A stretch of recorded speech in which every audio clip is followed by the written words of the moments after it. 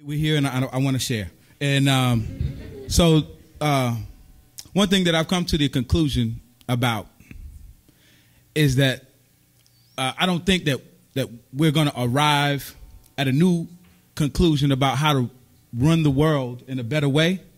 And it's really feel good, kind of fuzzy, warm, happy moment feeling. It's going to be intense struggle. I have resigned myself to understanding that it's going to take intense struggle to change the minds. I mean, we are small because imperialism is so large. That's the reason why the numbers in the room are so small. It's not like the opinion isn't correct. It's not like even what we're saying is not founded. Hell, I love to say imperialism. I love to define this because we don't have anything to stand on. Scientific definition for what's going on today. Get me one that doesn't include the word imperialism. I will be glad to explain the world using these words. But scientifically, I got to be able to talk about this shit in a way that explains it. And no, there's no other way to explain imperialism. Imperialism was born from brigandage and bondage.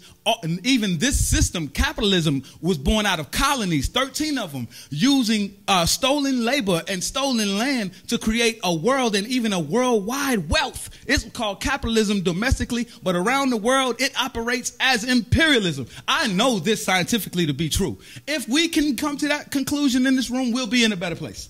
They don't use that language in the newspaper because they don't want to arm people with the understanding. The same students you had couldn't tell you what kind of government we have, and it's obviously a capitalist government. But the same people are not able to even articulate that. So I think it's a disservice not for us not to use these terms. I think we should bring that onto the table. If somebody has a problem with it, let's come up with new scientific terms, but let them be scientific. Let them be. I'll be the first one to be united with it.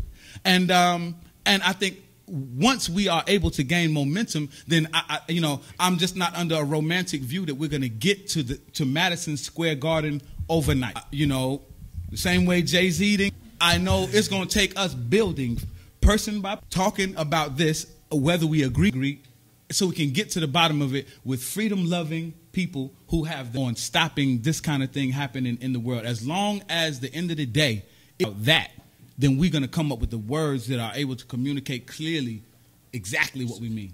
And that's what I want to be about.